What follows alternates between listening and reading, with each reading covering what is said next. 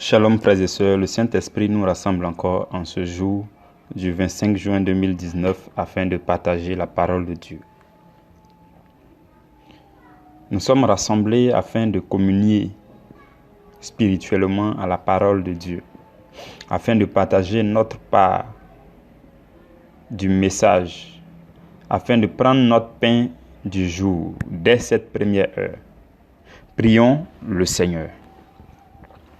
Dieu de gloire, Dieu de miséricorde, Dieu de bonté, Dieu de fidélité, nous voulons te bénir. Nous voulons te bénir, mes frères et moi, et te glorifier de ce que tu nous as fait parvenir à ce glorieux jour, ce nouveau jour. Seigneur, tu nous permets de vivre pour toi. Tu nous permets d'avoir encore de nouveaux souffles de vie. Parce que Seigneur, tu crois en nous. Et tu espères sans cesse que, Seigneur, nous pouvons parvenir à l'accomplissement de la mission que tu nous as confiée sur cette terre. Je veux te dire merci, te glorifier, te magnifier. Je veux t'inviter, Seigneur, inviter ton Esprit Saint en ce lieu, en cet espace spirituel qui nous rassemble en ton nom, afin que, Seigneur, par ton Esprit, nous puissions écouter ta parole, nous puissions saisir ta parole, nous puissions obéir à ta parole. Amen. Notre compassion pour le salut des âmes. Notre compassion pour le salut des âmes. Frères et sœurs, voici le sous-thème que nous avons à méditer là-dessus en ce matin. Nous allons causer et chacun va repartir avec sa part de cette nourriture divine que le Seigneur nous sert. J'ai pris que l'Esprit de Dieu soit sur moi et que tu n'entendes pas que ma voix, mais qu'au-delà de ma voix, tu saisisses la parole de Dieu.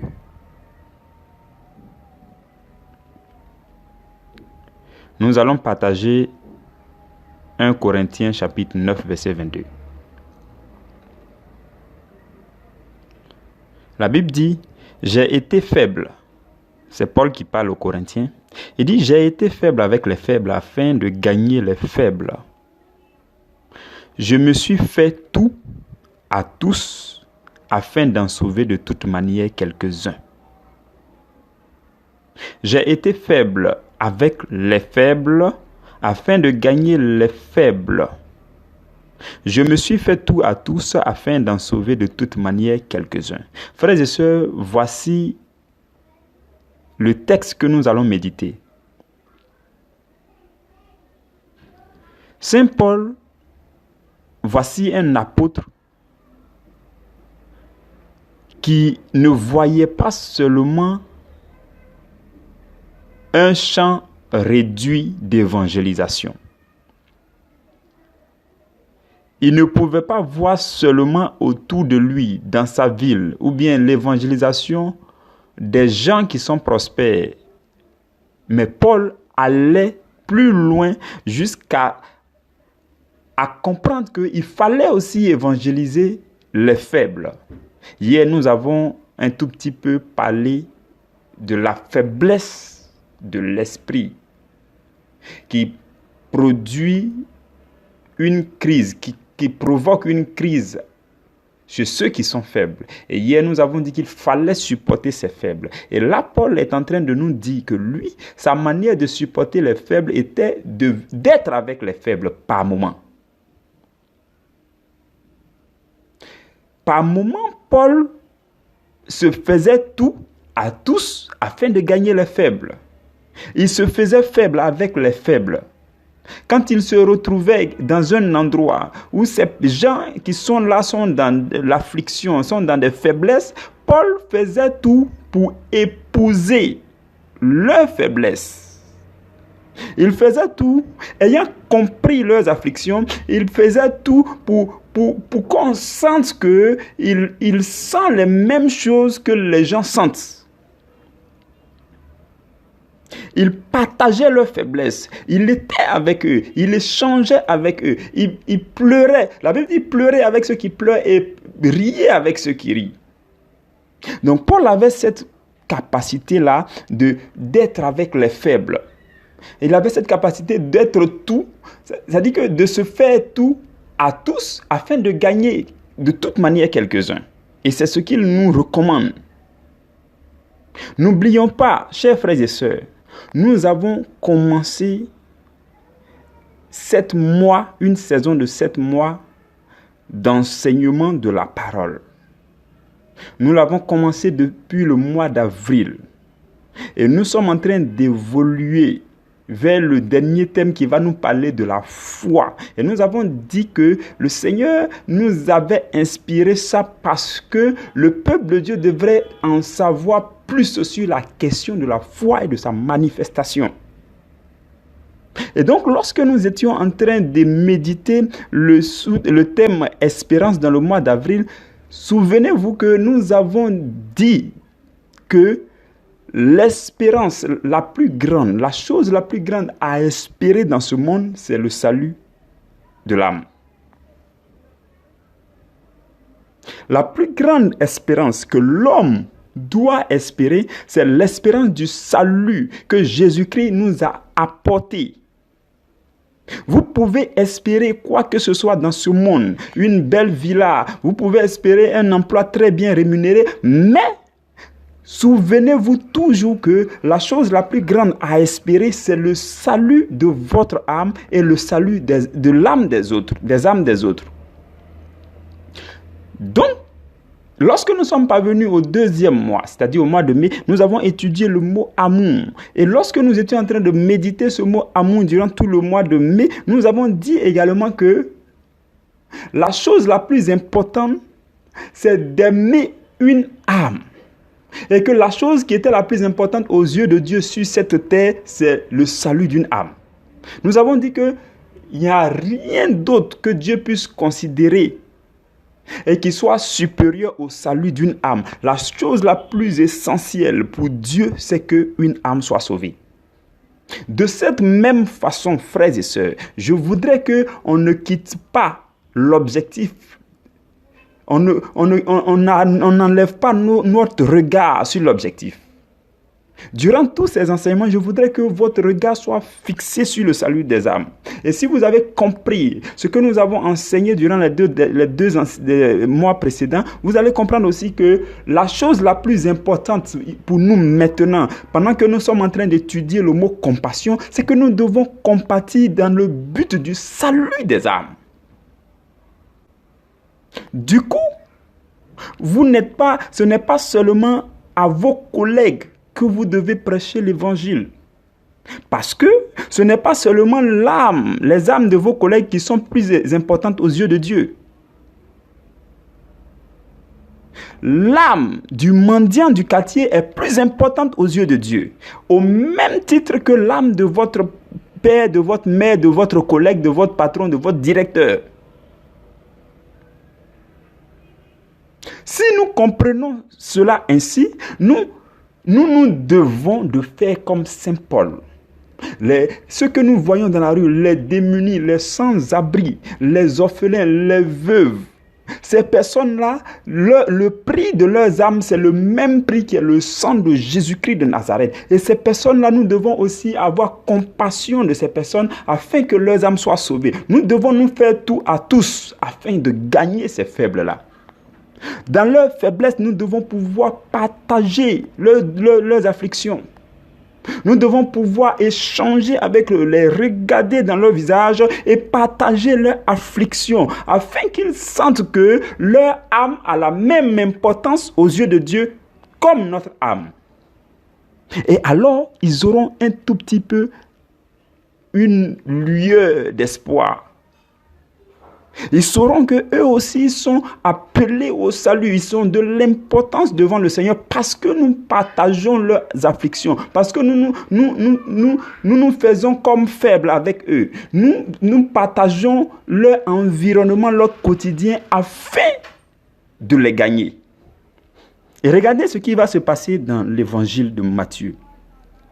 Dans l'évangile de Matthieu, chapitre 9, versets 10 à 12, la Bible dit que comme Jésus était à table dans la maison, il y avait beaucoup de publicains et de gens de mauvaise vie qui sont venus se mettre à table avec lui, avec ses disciples. Lui et ses disciples. Et la Bible dit que les pharisiens, ils ont vu cela et ils ont dit à ses disciples, pourquoi votre maître mange-t-il avec les publicains et les gens de mauvaise vie? Voici que les pharisiens vont surgir pendant que Jésus est en train de se faire tout à tous, pendant que Jésus cherche pour objectif de gagner les âmes de ces personnes-là qui sont faibles, qui sont rejetées, qui sont méprisées dans le peuple. Jésus est en train de se fondre parmi eux, tout en espérant gagner leurs âmes, leur communiquer l'amour et la vie éternelle. Pendant ce temps, les pharisiens disent aux disciples de Jésus, mais pourquoi votre maître mange-t-il et boit avec les publicains et les gens de mauvaise vie? Pourquoi votre maître parle avec les prostituées? Pourquoi ce chrétien parle avec les jeunes drogués? Pourquoi ce chrétien cause-t-il avec les jeunes brouteurs du quartier? Pourquoi ce chrétien s'est-il arrêté pour causer avec le mendiant? Voici la question des pharisiens. Pourquoi ce chrétien s'abaisse-t-il autant alors qu'il est directeur général dans telle société? Pourquoi est-ce qu'il s'abaisse tant? Ils n'ont pas compris, les pharisiens n'ont pas compris que le chrétien qui est né de nouveau et qui a le souci du salut des âmes doit se fondre dans la masse. Il doit se faire tout à tous afin de communiquer, profiter pour communiquer l'amour de Dieu, la compassion de Dieu, pour sauver les âmes. Voici ce que Jésus faisait. Et les pharisiens m'ont dit, mais pourquoi mange-t-il et boit-il avec les publicains et les gens de mauvaise vie? Et Jésus va leur répondre.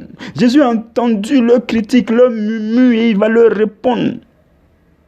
Jésus va leur dire, ce ne sont pas ceux qui se portent bien qui ont besoin de médecins, mais ce sont les malades. Frères et sœurs, ce n'est pas le chrétien de ton église là qui a besoin d'évangélisation. Ce n'est pas ton frère en Christ qui a besoin que tu lui parles de l'évangile encore. Il n'en a plus besoin. Mais c'est le démuni du bas quartier. C'est lui qui attend l'évangile. C'est le mendiant qui a besoin que tu t'arrêtes un tout petit peu et que tu causes avec lui et que tu lui donnes une parole de grâce assaisonnée de sel. Ce ne sont pas les bien portants qui ont besoin de médecins. Ce sont les malades. Ce ne sont pas les bien portants, ce ne sont pas les nés de nouveau qui ont besoin de ton évangélisation. Mais ce sont les malades.